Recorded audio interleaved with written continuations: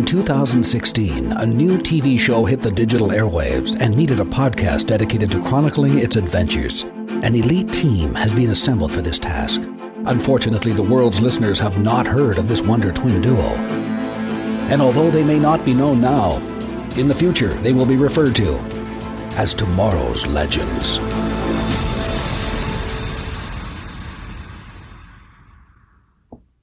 Flash? Yeah, Harley. We don't have an intro this week. Yeah, I got nothing. Nothing? Yeah, nothing. I could not come up with any fancy creations this week. Oh. And you know, I'm like kind of wondering, we have never gotten positive or negative feedback as to whether people even like our goofball intros. Well, that's true. I think they're fun. So do I. And now, here are your hosts, the Scarlet Speedster himself, the Flash, and the Maid of Mischief, Harley Quinn. Well, at least they're fun for us. We always have fun with it. We always have fun. Welcome, everybody, to Season 3, Episode 13 of Tomorrow's Legends, titled No Country for Old Dads. I am the Flash. And I'm Harley Quinn. Hello, legends. And hello, Gideon. Hello. Oh, man. Well, this one was a heaping ball of laughs and fun. Yes, I agree. It was a lot of fun. Oh, yeah, just amazing. Well, let's get into our ratings, and then we'll talk about some more stuff afterwards. But what do you got for us this week? Well, I gave this episode 9 for the love of Mollis. Would you stop with the hat thing already? I love that quote. Good stuff. There were so many good lines. It was so difficult to pick quote of the week. It was so hard. I can imagine. I think we had to try to dial it in. We got so many of them. I know. It is another one of those weeks where there is just a lot of dry, sarcastic humor. Definitely a lot of situational, you kind of have to see it humor. And it was just so hard to narrow down the favorites. But I think we've got some good ones. But without having to, nominate the entire episode. Well, what did you like overall about everything this week? So I loved the writing this episode, and I also loved the acting, especially from Brandon Routh and Courtney Ford and Neil McDonough. They were all fantastic. I loved it. They made this episode so great to watch, and it was such a fun ride. Like, it ended up to actually be extremely informative, which I was not expecting. But I was just really enjoying the main storyline and all the cuts kind of back to the rest of the legends. It kind of almost distracted me a little bit, as much as we were getting some really great information and answers to questions we have literally been asking all season. But I really just wanted to watch Ray, Nora, and Damien for like all 42 minutes. Is that bad? No, because they really owned this episode for sure. Oh, it was so good. All right. Well, what about you? What was your rating and impressions? Oh, well, just let me give a little forewarning here. I don't have a full voice right now. I don't know if I'm losing my voice or getting kind of a sore throat or something. But man, everybody at work is just coming down with some kind of throat infection, and I am fighting it off. But I'm half power tonight, guys. So if you do hear me a little bit differently, then I apologize. You sound pretty good for not feeling good. All right. Well, I'm also giving this one a 9, and I'm giving it 9 No Country This Hair is Accepted In. That's so perfect. Damien's wig. So good, but so bad. So bad. All right. Well, just like you were saying, if the last 2 episodes were for Zari and Amaya, then this one was definitely all Damien Darhks. Man, did he get to have fun in this one. Evil, mischievous kind of fun that I couldn't help but laugh at. And I'm telling you, with some of the darkness that I was laughing at, I swear I am corrupted on the inside. And it must be all this time spent with you, Harley. Yes, my job is complete.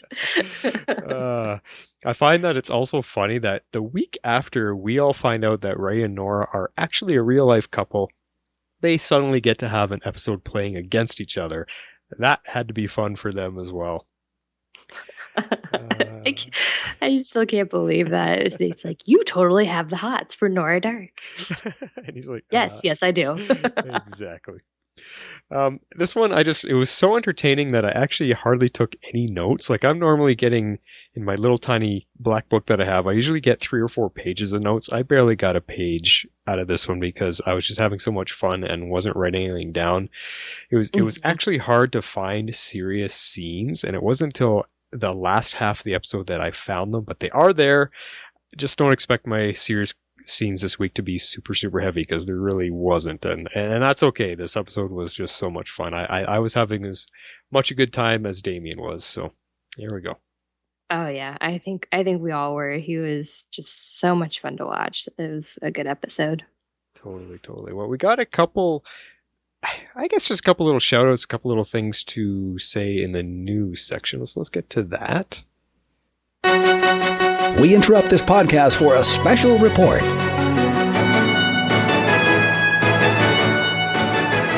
What would you like to bring up this week? Yeah, it's not really news per se, but just a couple little extras.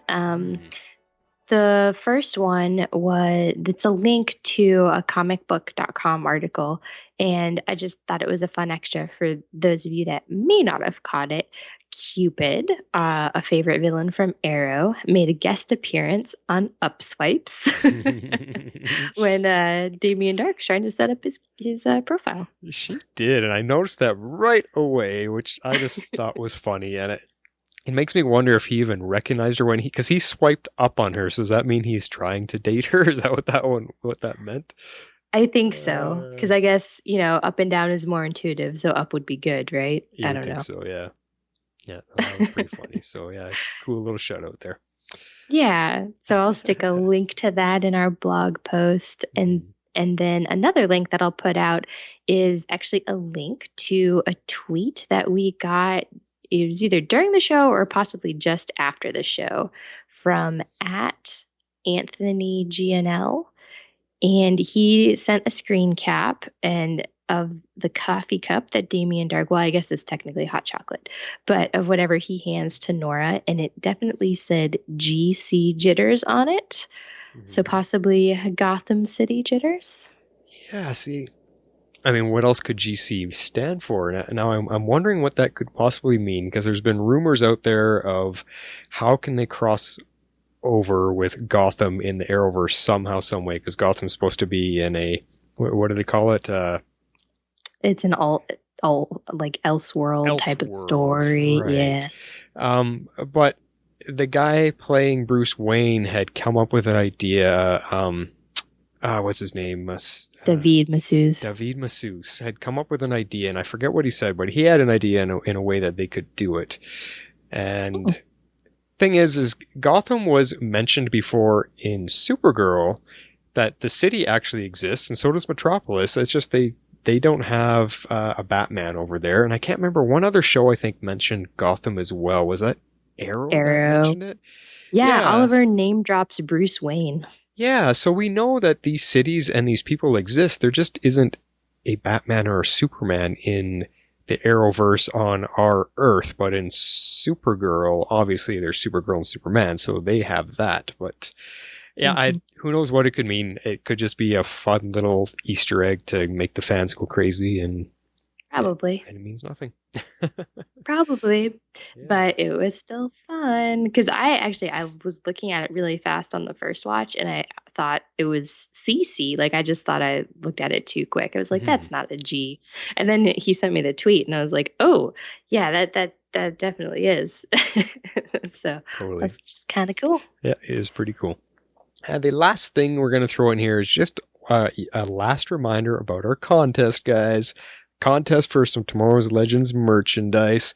We've got in a few entries now, but we'd love to have some more to give you guys all a chance. Otherwise, it's just going to be down to a few people getting their name drawn from the hat. And we're not going to make it easy for you. We're not going to repeat the questions this time. You have to listen to one of our last 2 podcasts to get what the questions were, but check it out. And yeah, get in your entries. You have till, I guess, Saturday morning. Is this episode going to be released before that? Yeah, for sure. Oh, okay. Because we're planning on doing a little video on Saturday. We'll have to figure that out behind the scenes. But yeah, you have till Saturday morning. And yeah, so good luck to everybody out there. Yes. We now return you to our regularly scheduled podcast currently in progress. All right, where are we kicking it off tonight? Well, there was kind of 2, 3, I don't know. So there's 3 main things I want to tackle. Okay. I say we start with the totems first, because that was where we got the majority of the reveals. And Sure. then we can dive into everything with the Darhks. All right. Okay.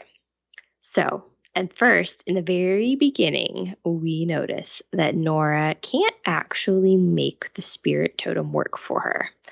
So we find out from Kwasa, of all people, that Amaya's bond to the totem, I guess, just happens to be stronger because Nora only wants it for power, and it's not really a selfless reason. She just wants more power. Like, that's pretty much it.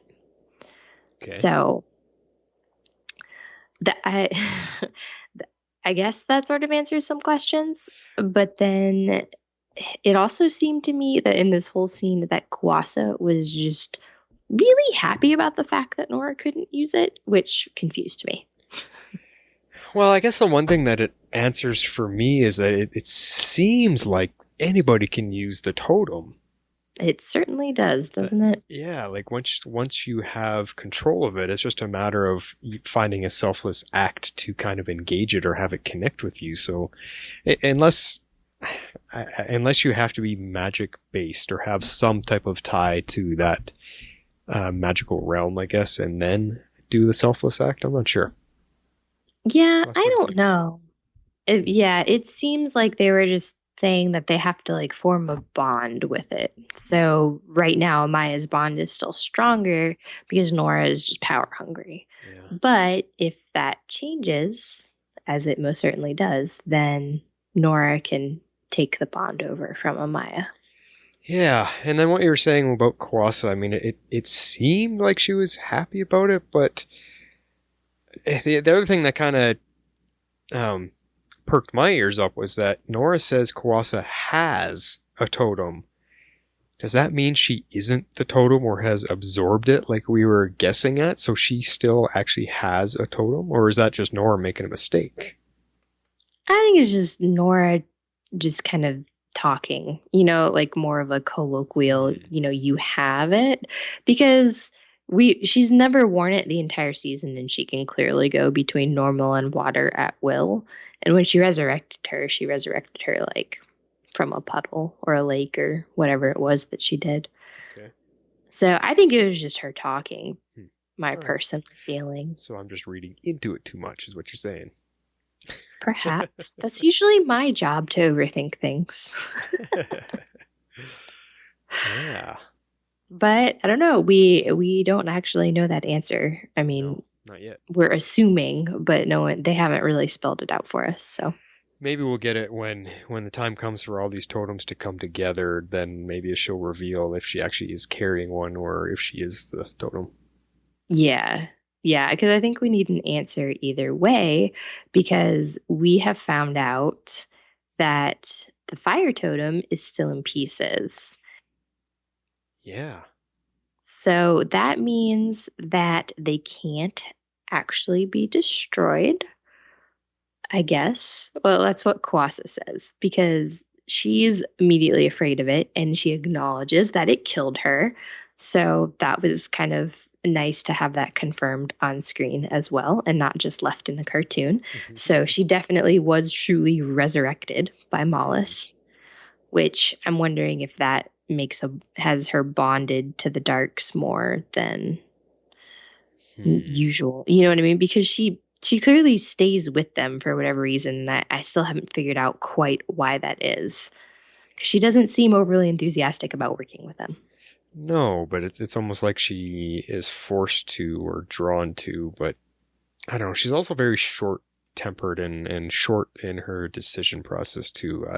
It seems like it's taken Amaya quite a lot to get through to her, to get her to just even possibly see a different angle of things. Mm-hmm. But yeah, with the thing about the totems being destroyed, I mean, they got smashed to pieces, and I'm wondering if that meaning they just can't work. It won't ever be destroyed, as in like gone for good. They can't be destroyed, but just the individual pieces can't be used on their own. It has to be one whole totem.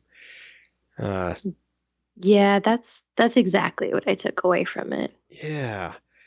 And then the other thing, like with Kawasa acknowledging that the totem killed her, I mean, she seemed pretty scared of it, actually. Even when he held the piece up to her, she seemed a little bit frightened.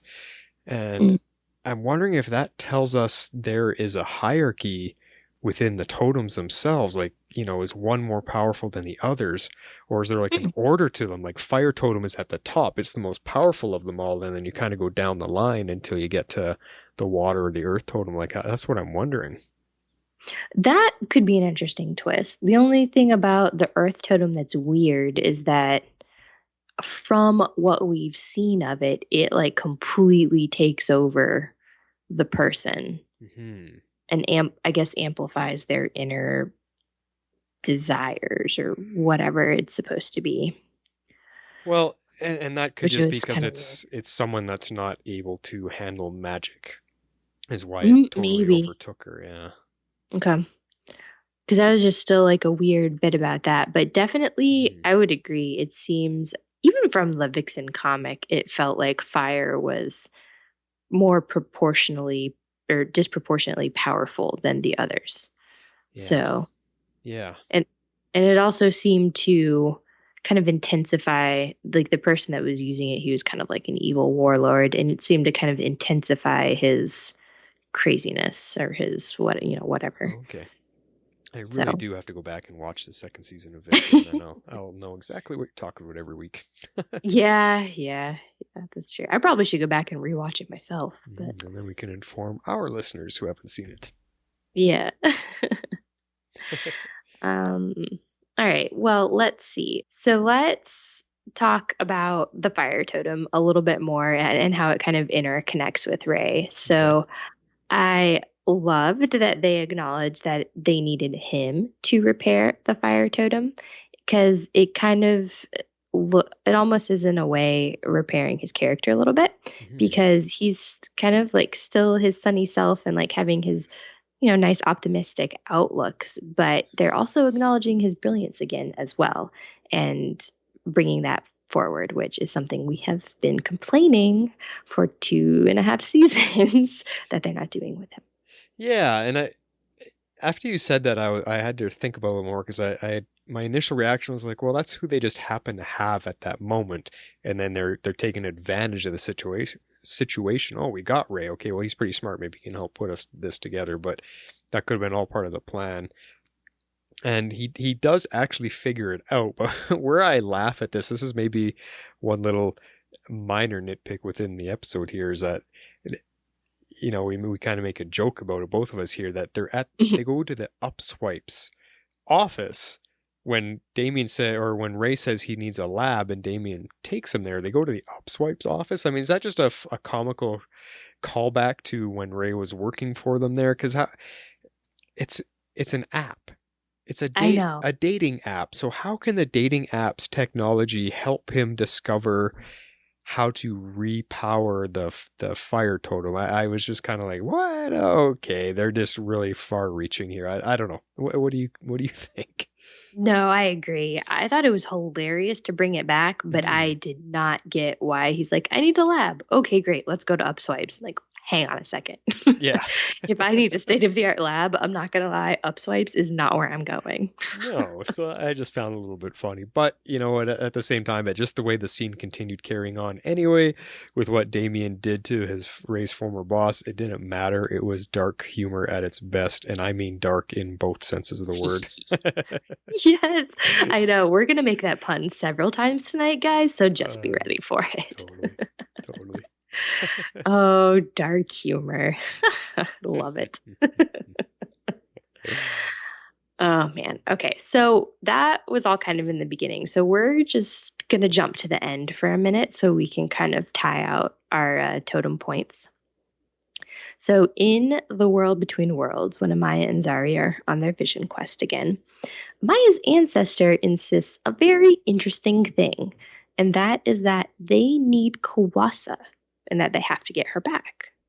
What did you think about that? You see, the way I took that is they are once again pointing to our idea that either all the totems have to be together, like that gauntlet in the Marvel movies. That's the one way I looked at it. Mm-hmm. Or maybe she just wants Kawasa to be saved because she's part of the ancestry. She's part of the family.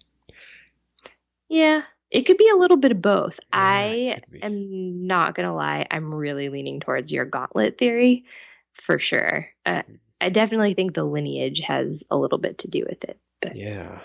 So, and we will, I'm pretty much betting the house that we're going to get those answers when it all comes to a final ending here.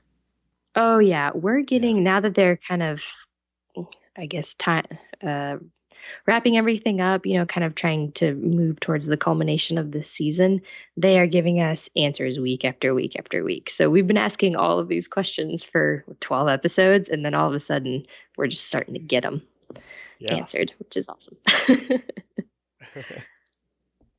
But we also learned a very important tidbit here, and it was the very first totem bearers that imprisoned the great evil, aka Malice. Mm-hmm. And time is actually his cage. So now we know why the Darhks continue with the anachronisms, because if they break time, they break the cage, and Malice is free. And that answers what we've been wondering, why Malice can't come through to do his evil bidding, right? And that gives us an answer. So there was, in between all of the craziness going on, they really, landed some huge solutions for what we've been wondering about. So it's great. Oh, they sure did. And these aren't even the most mind-blowing scenes at the end of the episode. No, not which is what's crazy. Oh, man.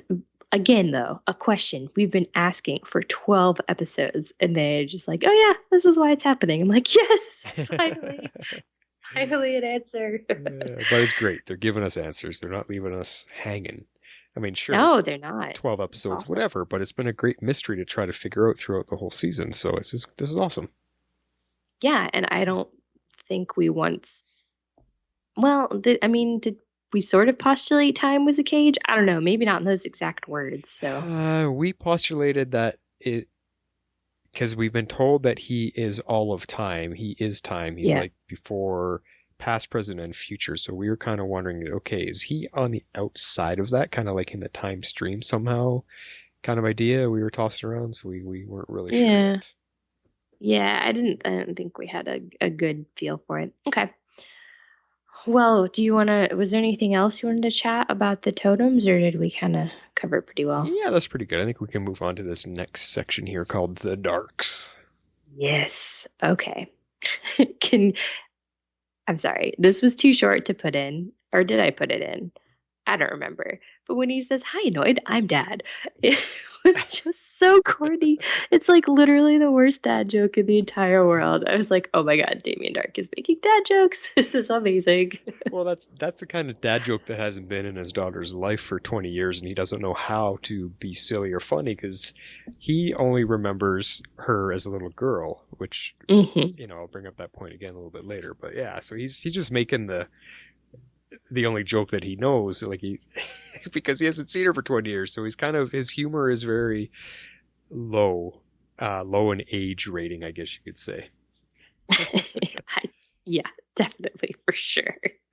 Oh, he does not know how to relate to his adult daughter, but it's pretty funny. All right.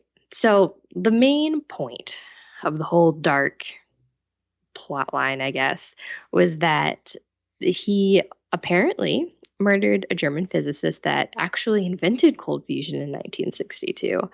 And that was because they didn't want the world to actually get a form of clean energy like decades before. I mean, we don't even technically have a good form of it now. So it was pretty impressive that it was quote unquote invented. And you know what?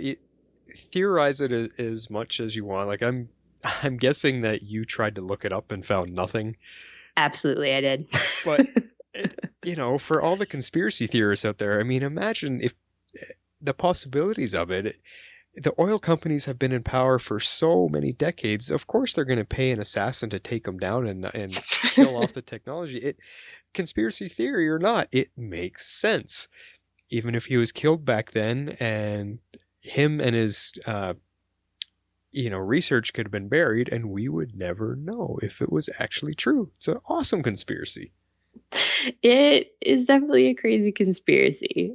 1962 would be a little early based on like accounts of people attempting, and I lightly say attempting cold fusion because no one ever came anywhere near it. But it was a big thing in the late 80s and early 90s. Mm-hmm. I think it was even featured. Oh, what is that cheesy film with what was his name? He was a Batman. I'm totally blanking on his name, but anyway.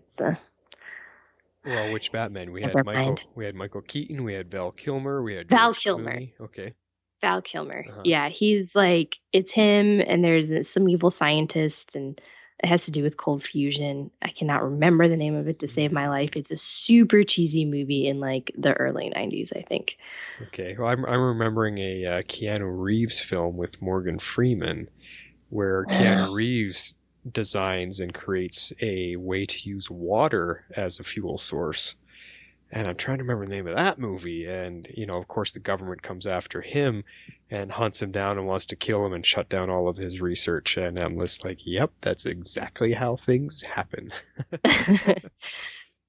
Well, this is saying it's The Saint. Is that right? Oh, okay. It is right. Yeah, the movie The Saint. Right. Do you remember that movie? It was 97. Just kidding. Wow. I thought it was earlier than that. But Chain Reaction. That's the name of the Keanu Reeves movie. Well, there you go. If you want some cold fusion stuff. There we go. All right, back to our show. Sorry, a little bit of a tangent. All right. So one of the things that I actually kind of liked is we developed Nora's character a little bit more because we learned she's pretty desperate to prove herself to her father. I mean, she knows he doesn't see her as an equal. And she's just trying to figure out what to do with it and like how to, I don't know, follow in her father's footsteps, I guess. What do you think? Well, and this is the point I was starting to bring up earlier. I think he still sees her as a young kid and not a grown woman, hence the way he treats her, because he's missed 20 years of her life. He only knows her as that little girl that got dumped off at the hospital. And now she's 20 years later, she's grown up. So that's that whole thing, I think, that she needs to prove herself to him that she's grown up and can handle herself and can take on responsibility, and he needs to realize that, yeah, she is a grown woman now. I cannot treat her like a kid anymore going to a candy store. Yeah, man, that time travel, it's a tricky thing, I tell you. Yeah. One thing that I did kind of enjoy, although it was a little confusing, is that in the beginning of the episode, at least, she has lost her powers. So she says that it's Ray's anti-magic gun that's had some lingering effects, which I think is really interesting. So if the effects linger and kind of prevent her from connecting with Mollis, is it something like he can tweak the formula on so it isn't lethal and he could use it on Sarah if needed? Yeah, see, that opened a door for an idea to work on if Ray himself, the character, was paying attention, because they were in kind of a, hectic moment there. So whether he's going to remember that and then put that knowledge to work, who knows? But it definitely opened the door for an idea that he can tweak it for sure. Yeah, I hope so, because that's definitely what it seemed like they were trying to say with that scene. So it would be nice to see that come back. Yeah. But since she doesn't have her magic, though, they had to work as an actual real team, and they worked really well together. Maybe totally because did. They're together in real life. I don't know. Well, some might be okay and might be really comfortable working with their life partners, but some might actually feel really odd and weird about it. So yeah, they pulled it off. True. It was a lot of fun for sure to see. I thought they were great. I mean, they had great chemistry, as you, I guess, would expect or hope to expect, knowing that they're together in real life. But they worked well together. I mean, it was nice to see Ray showcase his street smarts, because he doesn't have access to his Atom suit, because we learned later that Damien Darhk has it hostage, basically. And so he's on his own. Nora doesn't have her magic, so they kind of have to put their heads together and see what they come up with. I loved it. Yeah, and he also did really well in the brawl. Like when all those agents attacked them in the apartment there. Yeah. Like, you saw her go to town really quickly, but the camera flashed to him a couple times, and he was really laying down the beats to a couple of the guys. And I'm like, whoa, okay, Ray is not pulling any punches. This is awesome. Yeah, he had some nice hits in there. Yeah. And then, like you were saying, it was just fun to see them together. Like they were bickering and complaining about each other, and but they found a way to come together enough that they could get themselves out of situations. And I'm just wondering if this is going to lead to something down the road. Is this going to lead to Nora changing and maybe not being so evil? Maybe going, I don't know, as far as going against her dad, but I don't know. if she gets rid of Mollis and just has magic ability, yeah, like I'm thinking that's also another open door there to possibly some character change for her. Yeah, I think the real question is, can she get rid of Mollis? Because, well, I've got a crazy theory about that I'm gonna wait till the end to bring up. All but right. yeah, we'll just have to see if she can shake her connection to Mollis, or if it's something that's gonna have to be forced. Like if Ray fixes his gun. Right. Maybe, two birds, one stone. Maybe they can save Sarah and Nora. Yeah. Yeah, exactly. That'd be cool. That'd be quite the change. But I hope there's going to be some struggle, because that would almost be too easy. Like, oh my God, Sarah's turning into Mollis. Here, shoot her. Bang. Okay, she's good now. Oh wait, let's save Nora. Pew, shoot her. Okay, there's something's got to go wrong. Something's got to not work fully, because that's going to be a little too easy. Yeah, that's true. Well, we'll see what they do with it. Yeah, we'll see. All right. Well, another favorite scene of mine was, I liked the whole sequence when they were looking for that shop where they needed to forge the papers so that they could, take Ray's brilliant idea of trying to cross the border between Berlin and West Berlin and East Berlin. Yeah. I thought it had a really distinct Man from U.N.C.L.E. feel. That movie that came out, the movie version. I know it was an old TV show as well, but but the recent one with Henry Cavill. Yes, and I love him. And I'm not gonna lie, Brandon Routh even looks a little bit like him. Well, yeah, they've all been Superman. I know. That's what I'm saying. So I mean, they're very handsome men, and they both have the dark hair, and they were both playing kind of similar characters, almost kind of like spies trying to cross the border. And it was edited together really well, and it just had that Ocean's 11 caper heist feel to it. I loved it.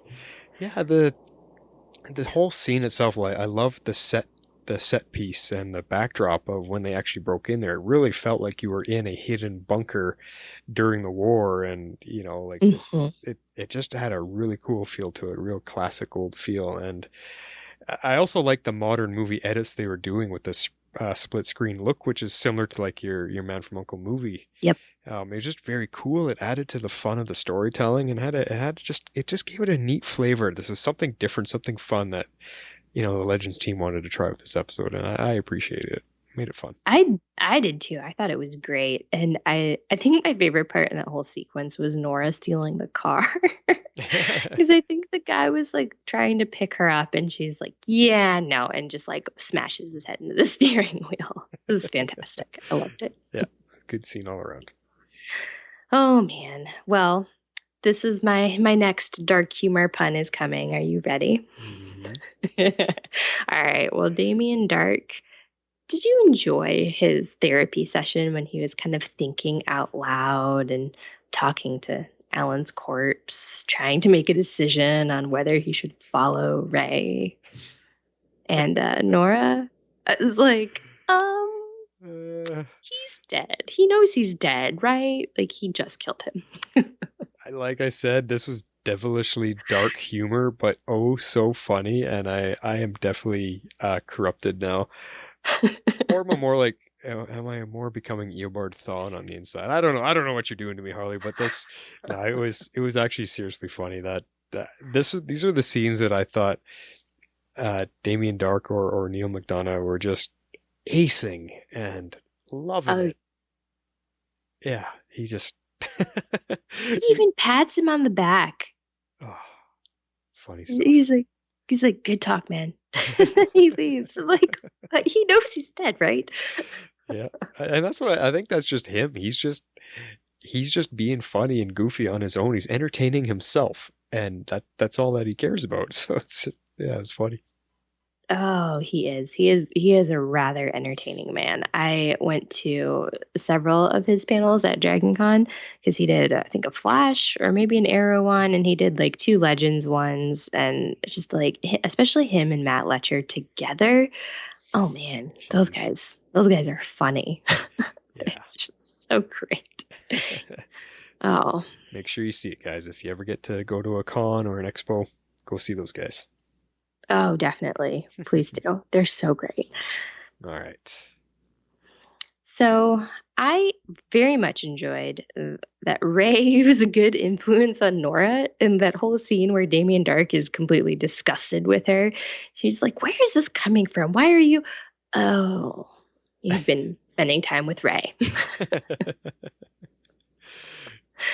It's just fantastic to me. No, it was good stuff. It's funny. It was even fun just to watch him clue into it because he's just getting frustrated and flustered with her. Like, what is going on? What is wrong with you? Oh, I just love that transition. That was great. Yeah, it just completely dawns on him. But like this whole scene, actually, I think it's kind of important to pay attention to it because it really brings to light the issues that they're having to work through this episode.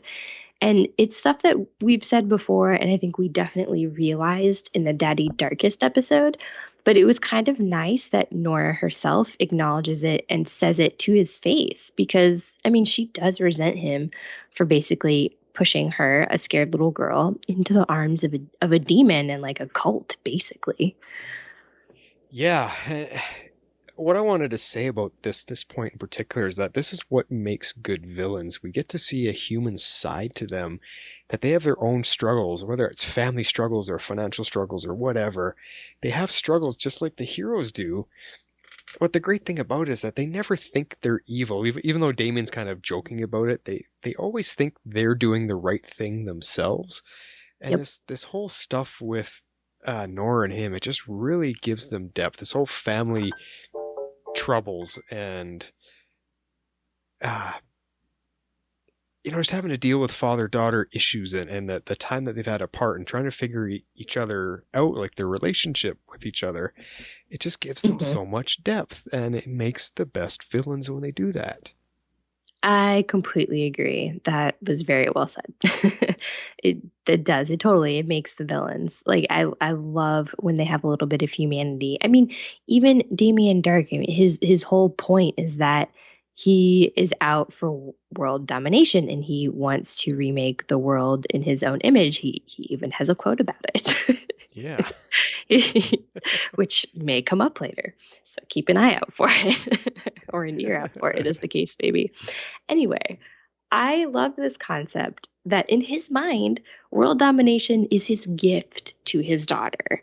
Like, but it wasn't necessarily supposed to be her career path. I'm really not sure what to think about this, but I do really love that they've basically taken this typical father-daughter relationship and they've kind of turned it on its head to make it apply to psychopaths. I mean, really. Well, and he was so matter of fact about it too, which is what cracked me up. It's just like, this is what it is, this is what's happening, and this is what I wanted for you. But yeah, it seems so matter of fact, and it just cracked me up. I know. It was just such the typical daddy wants the best for his little girl type of scenario. And it's like you're thinking, they're like, oh, that's sort of sweet. And then you're like, but he's talking about destroying the world and remaking it, or, just taking over the world and remaking it in his own image. And you're just like, well, that's not really such a good thing. But if you can hand your child the world, why not? If you have the power. I suppose that's one way to look at it. I think I'm talking to the Reverse Flash this episode. Mm-hmm. Yep. Eobard Thawne has made an appearance on the podcast, folks. If I had the throat to do my Mick voice, I would do a little bit of a switch and try to do Thawne, but yeah. Sorry, guys, don't. Maybe if my throat goes on me tomorrow, I can record some extra lines, but yeah, not tonight. All right. Well, I just have 2 more points in this storyline. And the first one is that we have another self-fulfilling prophecy. And this is specifically on the rooftop scene that I'm talking about. The 2 Damiens, they're fighting each other. And we've got our hitman, Darhk. He basically decides that he should look into magic right there and then because Daddy Darhk, as I'm calling him, has used it against him. That is a key moment, and that is why it's made it into my scene of the week, and we can either talk about it here or we can talk about it there. What would you prefer? You can say whatever we want to say here, and then we'll replay it later and do recaps. Fine. Well, it's a key moment because that ties into all this talk about time travel and what came first, the chicken or the egg type of ideas. He knows magic, but in order to learn magic, he has to go back in time to show himself, to get himself the influence to want to look into it, to learn it.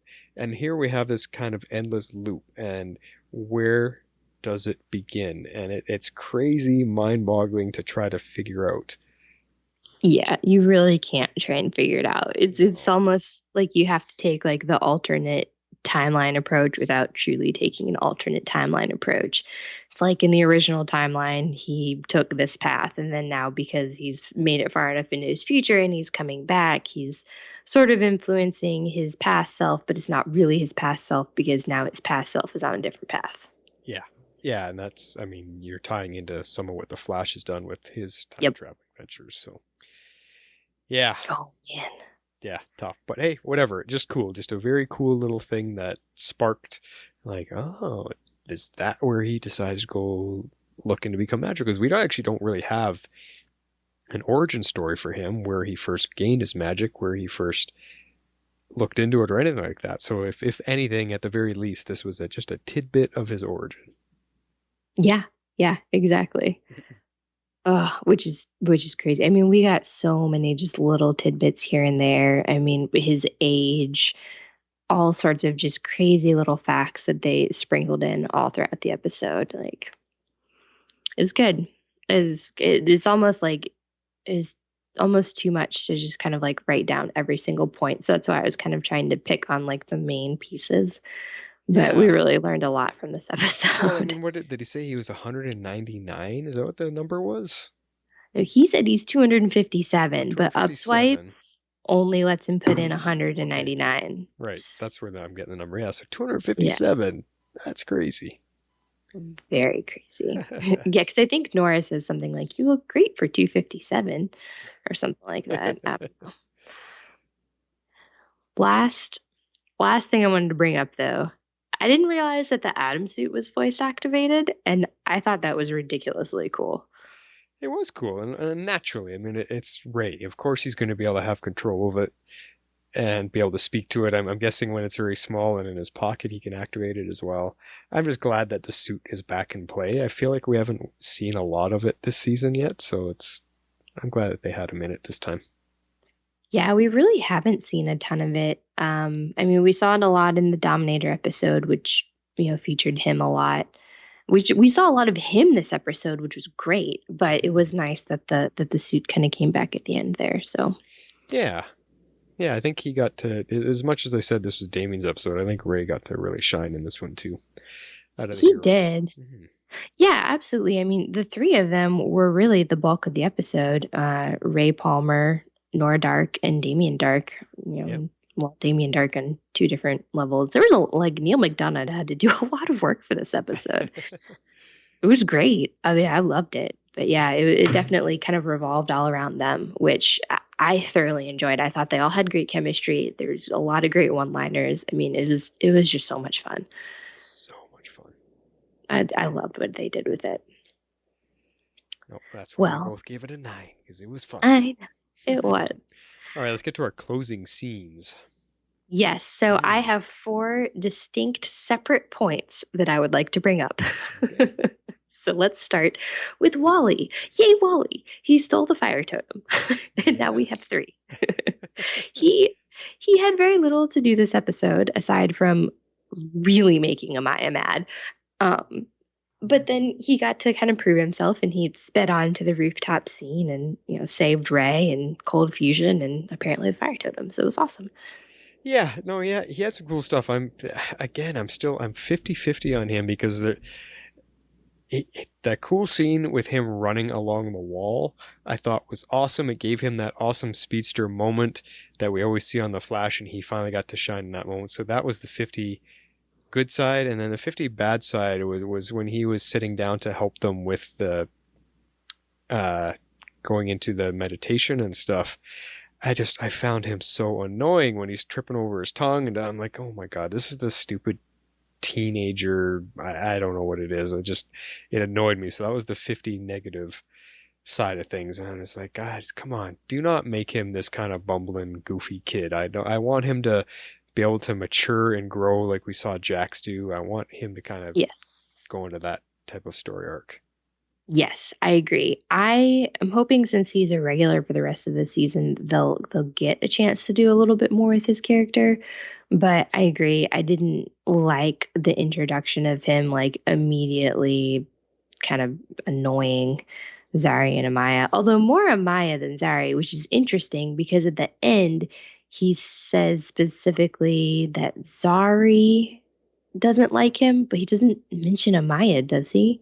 No, he just says Zari and Mick, I think, didn't he? Yeah, because he's afraid of Mick from the beginning, where he takes the glasses, Jerry Garcia's glasses or whatever. And so Mick just kind of stares him down, and then I don't know why he thinks Zari doesn't like him, because I would have thought it should have been Amaya because of what he said. Maybe it was the way Zari told him to get the hell out. Maybe. I guess that's true. So, but I liked Sarah's response to his concerns about joining the Legends. She's like, really? We all suck at first impressions. And then she listed them all off. Yeah. it was good. Pretty funny. Yeah, she's showing her leadership in that moment, and that was cool.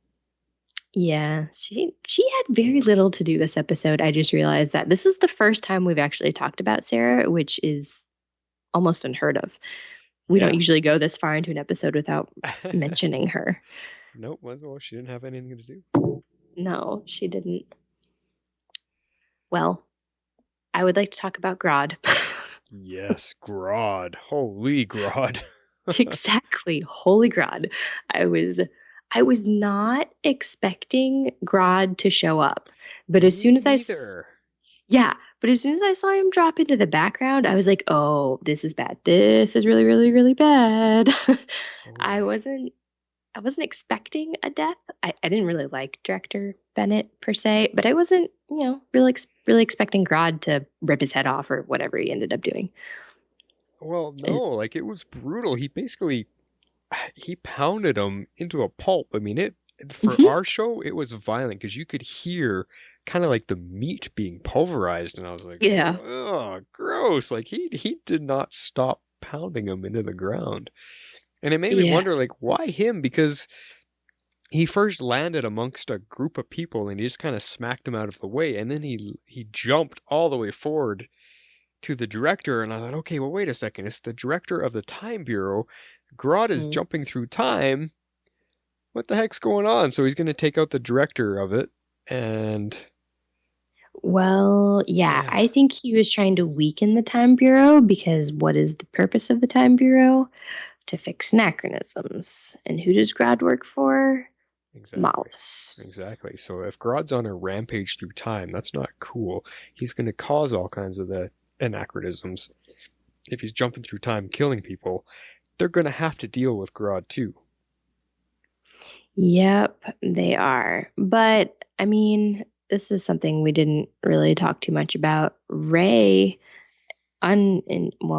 intentionally but unintentionally, because he doesn't realize what the consequence is going to be.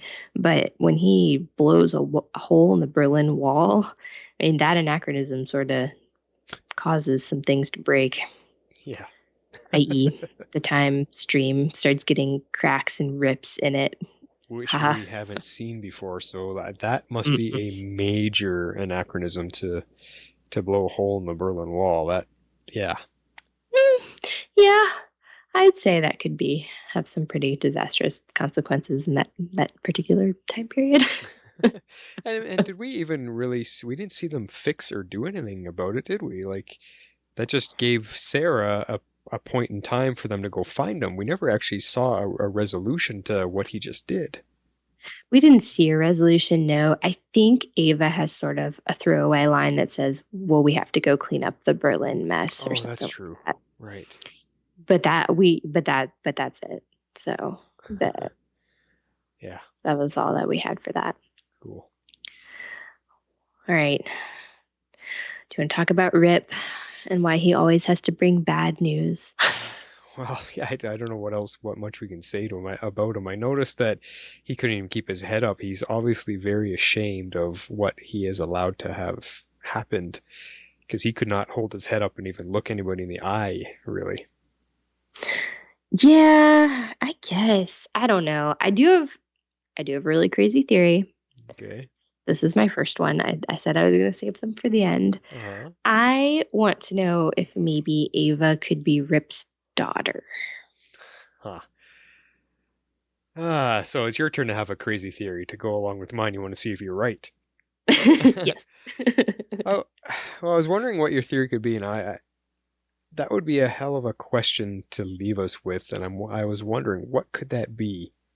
And I don't know. Could Ava be his daughter? I mean, what does a file number state? Because he's like, you know, Gideon, delete file number, so that Sarah doesn't find out the truth about Ava. And I was like, well, what?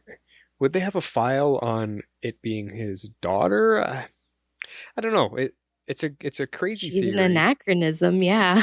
Yeah, if she's an anachronism, but I'm just looking at her behavior towards him. Maybe, like, does she not even know that he that could would be be her my dad? assumption. Well, because I don't think they're that far apart in age, No. so it could be one of those weird timey-wimey things that Maybe he goes back all the way back to season 1, and well, no, because that was his son. well before that. That was his son in season 1 that got shot. So Yes. yeah, maybe he has a. No, I'm saying this is like a completely different thing, Yeah. like maybe possibly from like a fling, as he's been traveling through time, and then he figures out who she is and kind of recruits her and brings her into the Time Bureau. And look, I'm telling you, it's a crazy theory, It is but crazy. Okay, yeah, maybe. I'm still kind of leaning towards that she's done something that he doesn't want Sarah to know about, but we'll see. We'll see what's going on there. I mean, your theory kind of ties into a lot of people speculating that Booster Gold is somehow tied in with Rip, and will we ever see that? So that's true. Yeah, I forgot about that. Can you imagine what if the show rewrites it that Ava is going to be Booster Gold and a female version of Booster Gold? What if the show Ooh, writes that? that'd be cool. That'd be really cool. I want that to happen now. There you go. See, I can make your theory work. Who knows? We'll see. We can all make it work. Yeah. But yeah, we'll see. We'll see where they're really going with it. Probably not that, but I was just trying to think. I was like, what would he really truly want to hide, and why? And why is it always Gideon that has the information? Well, and why? Like, why does she always listen to him? Because she called him director, even. Yeah, well, technically he was reinstated, and he's no longer Captain Hunter, so Yeah, but director. why is it he has control over her no matter what? She listens to him above anybody else. Because they're in love with each other. Unless he's somehow programmed her that she has to. Ava is Rip and Gideon's daughter. What? Oh, how could... Oh. What? Yeah, but how? How? She's just a program. I have literally no idea, but computer. I don't know. I don't know, man. I don't know. Jeez. I said it's a crazy theory, and I just added a whole level of crazy on top of it. You totally did. All right, wow, yeah, holy. What else you got? You got two more points here you wanted to bring up. I do, and then another crazy theory to bring up. So the last bit is all about Mollis, and he is growing more and more powerful because it appeared to me anyway that he was kind of taking Nora over. She's got those like black cracks on her face or veins or whatever. Yeah, veins. Yeah, that was kind of freaky actually at the end. Like the girl playing Nora was just amazing. The way she was kind of jerking and twitching out. It was pretty freaky. And I just, like, he's breaking through. I guess he's taking control of her at the same time he's breaking through as the time cage seems to be getting weaker from all the anachronisms that are being created. Yeah, that's what I was thinking too. Yeah. So, I don't know. Yeah, if he's more taking over her instead of Sarah, then maybe Sarah is supposed to be the sixth totem of some kind. I don't know. I don't know, but that's definitely possible. My crazy theory, to go along with your Sarah totem theory, not really, is what if Damien Darhk actually joins the Legends in order to save his daughter from Mollis? Yeah, see that's a possibility, a very strong one, because it could definitely be an angle to take. Maybe his magic, because he doesn't have any totems, but the fact that he can control so much stuff, maybe he could be the sixth totem or the sixth person that can control them all. And maybe he switches in the end to save his daughter from Mollis. He's the one that controls all six totems and doesn't allow Mollis to have them. Oh, now that is an interesting angle as well.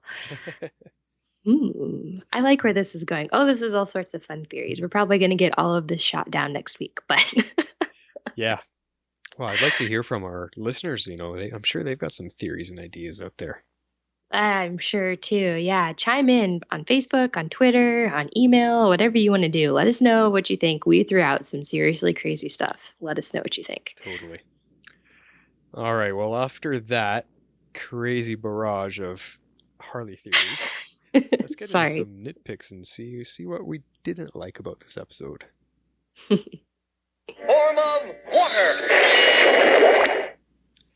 What did you not like? And I have a feeling it got mentioned very early on in the beginning. It did. It did. The first thing is the wig. Oh, that wig is so terrible. Like, I literally think it was the same wig Oliver had on. I'm not even kidding. They just combed it to the side a little bit more.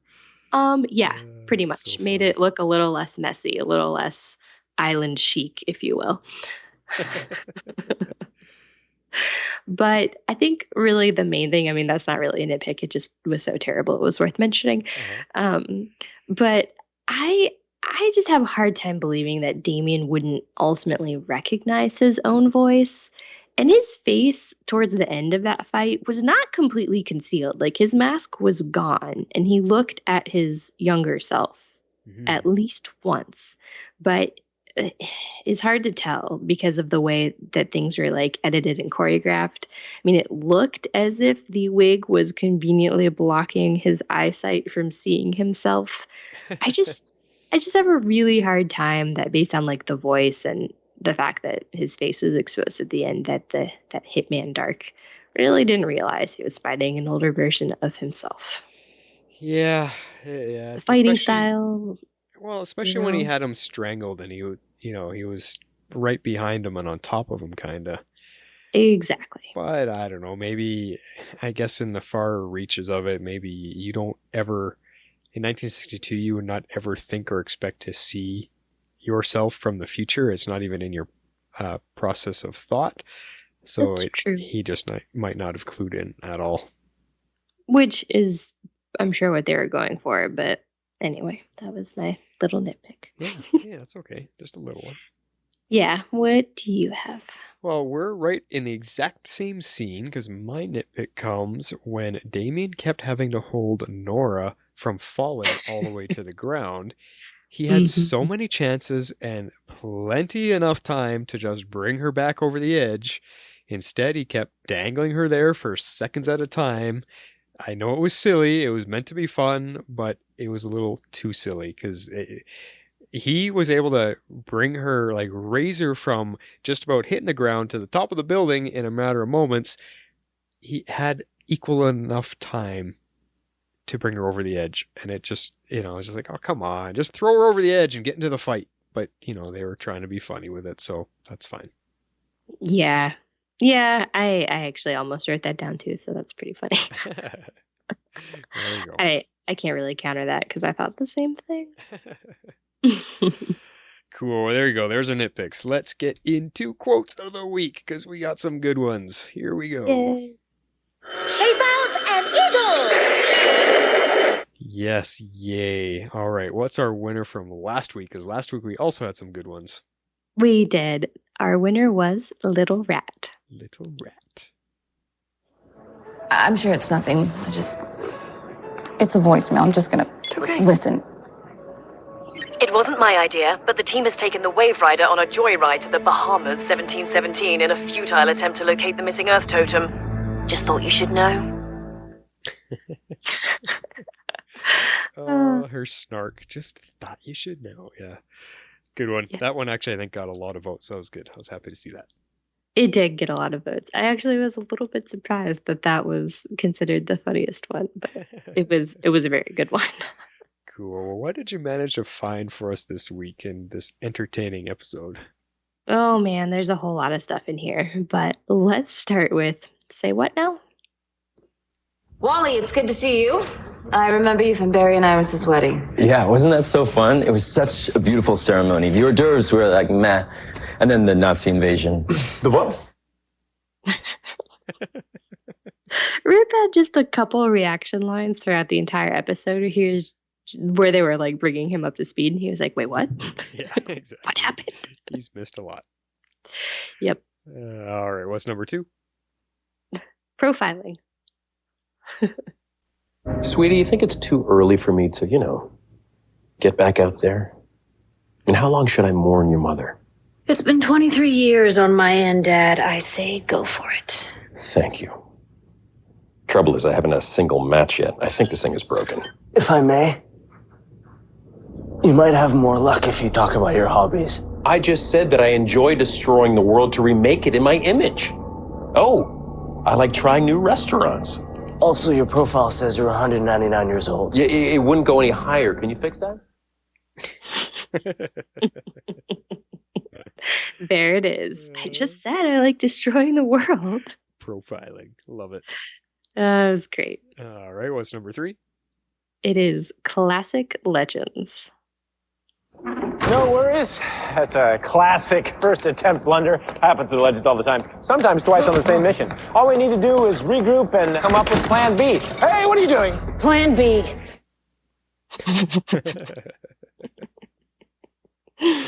She grabs a hammer. He's like, yes. Funny stuff. All right, number 4. I liked this one. We'll see how well it plays, but it's called self-deprecating humor. All right. You're gonna want to hold on. See ya. Speedsters. I hate speedsters. Almost as much as I hate that guy. And that's when he's pointing at himself, which is why it's funny. Yep. Exactly. Yeah, that one might need a bit of a visual cue, but still, it was a funny part in the scene. It was. Well, we've got bonus ones this week because there was just too many to not leave out. So let's go on to number 5. Number 5 is Oh My God.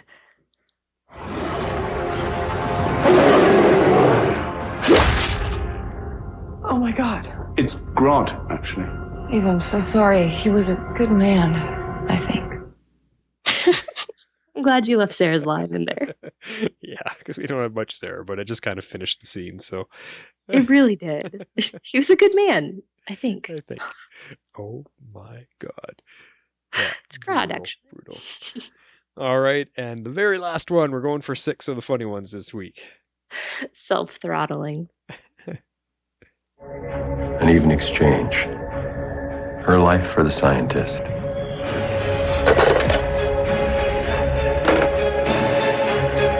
I am gonna kick my ass.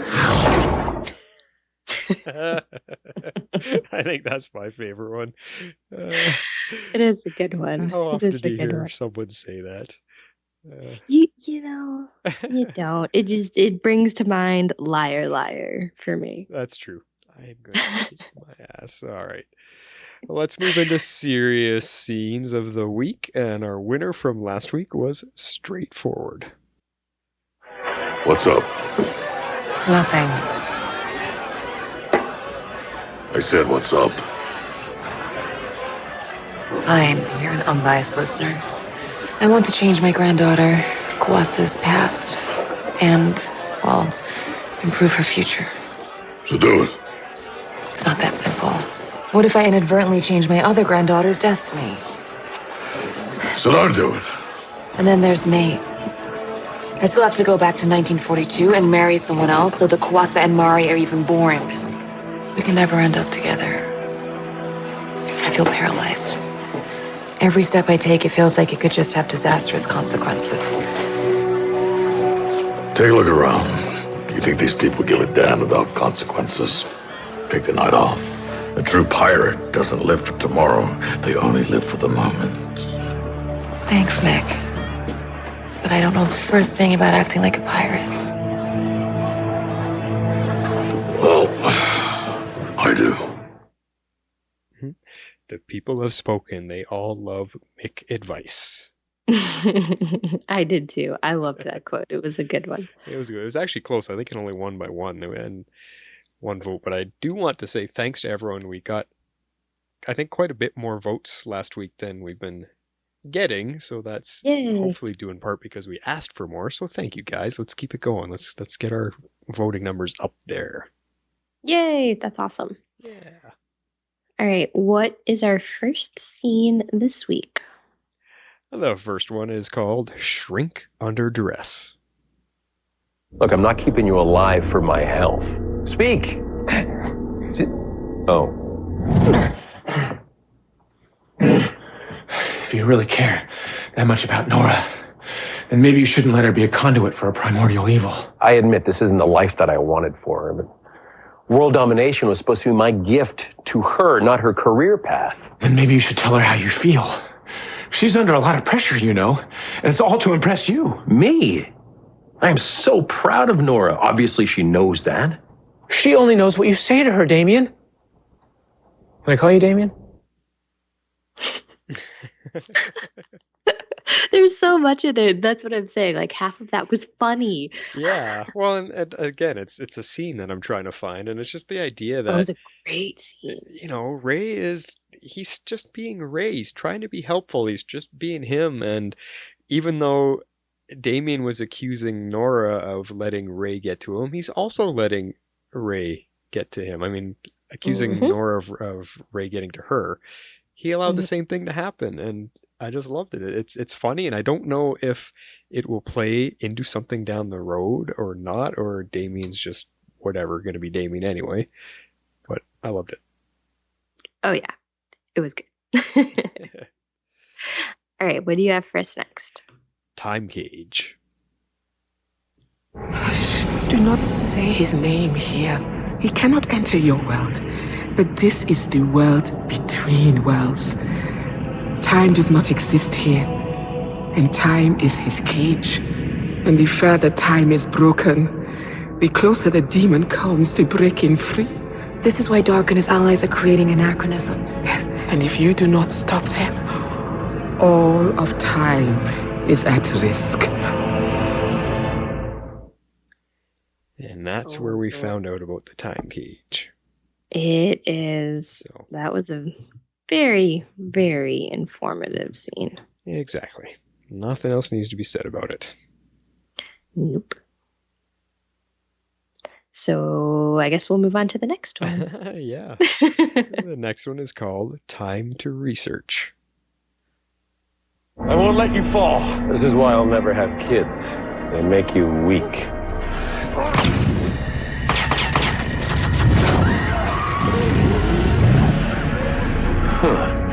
Magic. I should look into that. Self-fulfilling prophecy. Yep, that's that moment. It means a lot, and that's why it's in here. Indeed. I really enjoy the name of this next one. Yeah. The next one is called Bros Before Demons. Thank you for searching all of history to save me from a demented supervillain. 2 demented supervillains. Are you forgetting the apple of Damien Darhk's eye? She's had a tough life. She may come off all mean and witchy, but underneath all that, she's a real person. Wait. Do you have the hots for Nora Darhk? What? No. No? Look, I'm not blind. She's hot. But she's also bonkers, which is kind of hot. I just think that, maybe there's hope for her. You would, you big softy. But you're a delicate flower, Raymond Palmer. Take care of that heart of yours. Aw, see? As sweet as that scene is, I cannot believe he calls him a delicate flower. I know it's not supposed to be funny, but I almost fell off my couch laughing so hard. Well, it is, though. That's what's so great about it. You're a delicate flower, Raymond Palmer. Yeah. Oh, man. All right. What's our last one to bring us home? Our last one, the bonus one, I called Agent History. So, you and Miss Lance? I think there's something real there. She's special. So are you. Gideon, delete file 354Z. Sarah can never find out the truth about Ava. Yes, Director Hunter.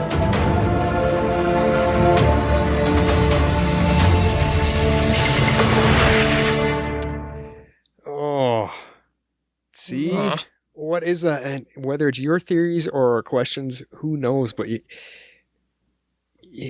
the way he says, so are you, Agent Sharp. And then when he asks Gideon to delete that file, she even sounded a bit remorseful. She's like, yes, Captain. Or, yes, Director.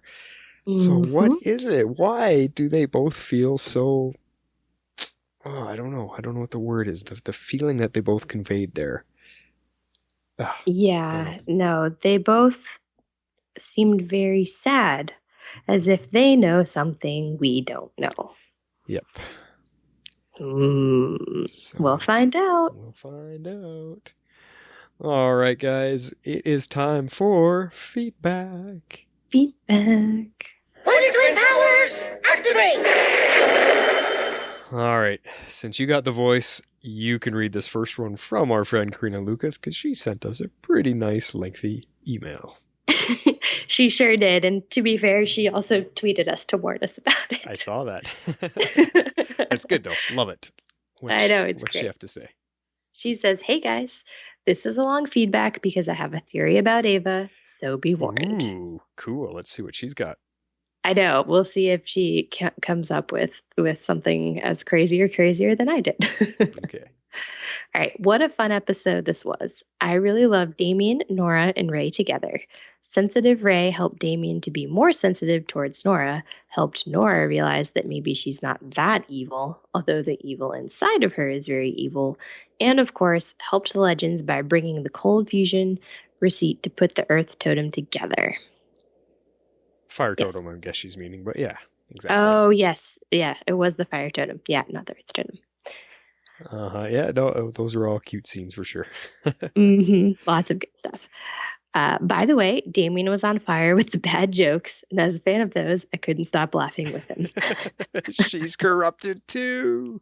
It was so bad. It was so funny. Anyways, Rip came, delivered Wally, and left. That's how I want him gone. She's with me on Rip. All right. Dang.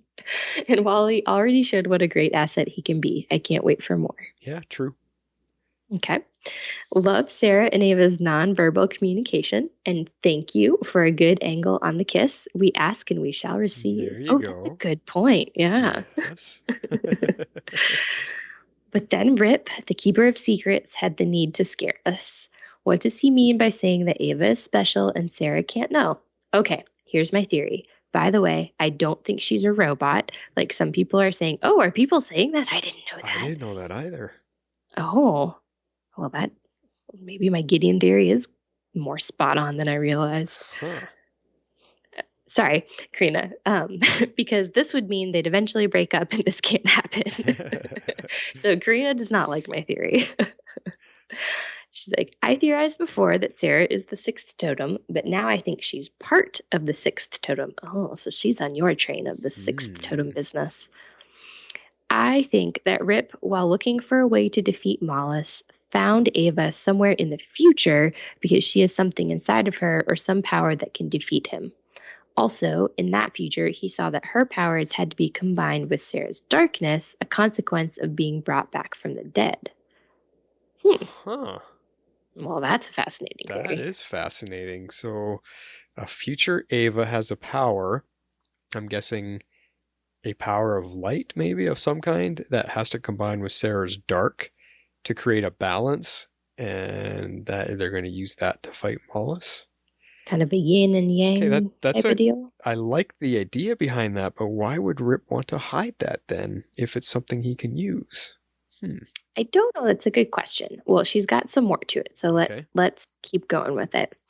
And so, okay, when he decided to ask the Legends for help to kill Mollis, he couldn't risk leaving Ava alone, so he asked her to join the Time Bureau to keep an eye on her. We don't really know from when she is, so she certainly may be from the future. That's a good point. When he saw Sarah and Ava together, he didn't freak out or said they had to break up. Maybe that's exactly what he was hoping for when he put Ava after the Legends. Maybe. Sarah and Ava have a special connection because they literally belong together, and what they can't know is that it wasn't destiny that brought them together, it was Rip's manipulation. So this is my crazy theory. Sarah and Ava are the sixth and the most powerful totem. They'll put the other five together and make it work with their power. Okay. Very interesting. Yeah, that is really interesting. Very interesting. So she gives... Oh, sorry, go ahead. I was going to say, so we would have to see Ava's powers manifest somehow between now and the finale in order for that to be a believable, plausible theory. We know Sarah's got evil inside her of some kind right now, so yeah, because we haven't seen anything about Ava yet, so something would have to make an appearance soon. That is true. That is true. I don't know. Either that or maybe it's like, because like Sarah has like the darkness inside her. Maybe Ava has a lightness inside her. It's not maybe necessarily a power. I don't know. I don't know. Find out. Good thoughts though, Karina. I like that. Yeah, well, I want to say her rating because she's right in line with both of us. She gave this episode 9.5 bad arrow versus wigs. Yeah. Fantastic. All right, do I need to read the next email as well? Yeah, I'll let you do the reading tonight. Okay. All right, well, our next email is from ArcPhase, and he says, "Greetings, Wonder Twins. This week's episode was a funny one and from the dark side, with dark in quotes, and spelled with an H." There you go. Damien Darhk having therapy sessions with the dead Alan and Ray about his parenting and the jokes he makes. Also seeing a more humorous side to Nora that we haven't seen before. Yeah, she's good at that too. Yes. One of my favorites have to be seeing Nora throw the hammer and seeing it bounce and hit Ray. Yeah, that was really funny. They definitely have quite the dynamic together, and it would be great to see her partner up with Ray again. Yeah, I think everybody agrees. Yeah. Oh, they were so good. I loved them. Despite being cured by Ray, Nora ended up being unable to use her powers, but now has gained access to the spirit totem. Nora doesn't seem to be completely evil like her father, so I wonder if the totem got corrupted due to her connection with Mollis. Yes, I think that was what they were trying to imply. That's my opinion. We actually didn't even bring that up. That was cool when she fell off the ledge and she used the power of a crow, I'm thinking, and floated back up. That was really neat to see. Eagle? I thought it was some sort of bird. Hawk, eagle, something. Yeah. Something that flies. Looked like a crow to me, but still cool scene. Still very cool. More about Mollis is also revealed, and now it's known that he was initially trapped throughout time by the original totem bearers, and that all these anachronisms are freeing him. Short is. Yeah, but they just gave the plot outline for our entire season, so now we understand what's going on. All right, so the big question from this week for me is what is it about Ava Sharp that Rip is trying to hide from Sarah? Does Ava herself know what it is? It will probably be a couple more episodes before we learn it. Time to wait impatiently to see what happens.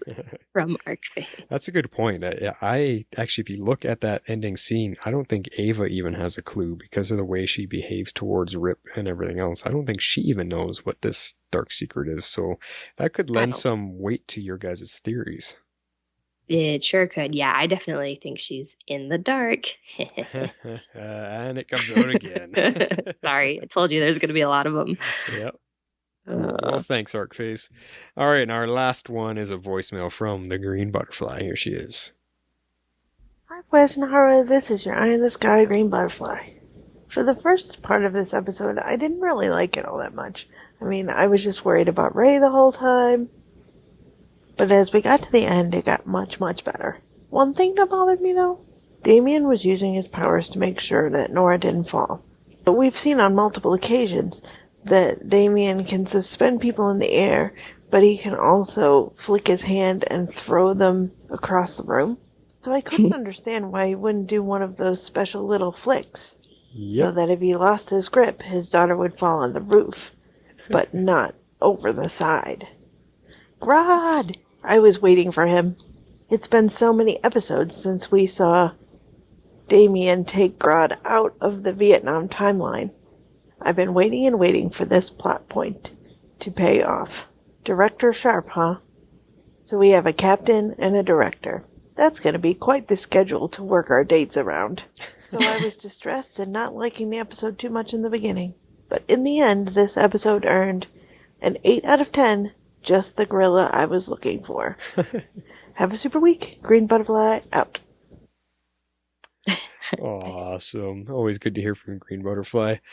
I guess maybe the beginning with it, our friendly neighborhood Ray being in trouble, that kind of bothered her a little bit. So yeah, I had hope for him. Yeah, but that's okay. He made it through. Now we'll see what happens where they go from here. So yeah. Yeah, well, thank you everybody for your awesome feedback. As always, if you would like to get in on that and do just what these fine folks did, this is how you do it. If you would like to be a part of the show, you can send in your feedback to tomorrowslegends@gmail.com. That's spelled with one R. You can also reach us on Twitter @tomorrowslegends, also with one R. We'd love you to join our Facebook page at facebook.com/groups/tomorrowslegends and become part of the community. And that kind of wraps us for this week, Harley. It sure does. That was a fun episode. That was fun. Not really deep. I mean, there wasn't a lot to pull out. They gave us some huge answers, some huge reveals to things we've been wondering about. The episode as a whole was more just fun and not so much deep and dealing with time travel and stuff like that. So, but it's okay. It was really good. It was. It was very good. Really. Do you have any idea what next week is called? I believe it's called Amazing Grace. See, their titles and the stories that are behind the titles, they're really pulling on some cool stuff, so I'm curious what that one's about. Oh, I've seen the trailer, so I know a taste of what is coming. Of course you have. Well, we're down to the last few. We got a handful to go. We do, and I think they're going to be doozies. Oh, man. But you know what? It's awesome. It's really, really kicked into high gear, and I am happy. So, until next week, guys, this is The Flash, signing off. And this is Harley Quinn. I'm out.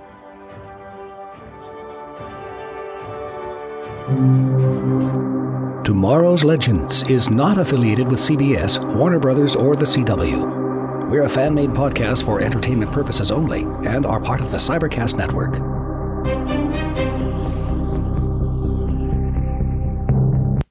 Find our show in Apple Podcasts, where you can leave a rating and review. We'd love that. You can also find us in Google Play Music, Spotify, iHeartRadio, TuneIn Radio, and Stitcher. Please share the show, and thanks for listening.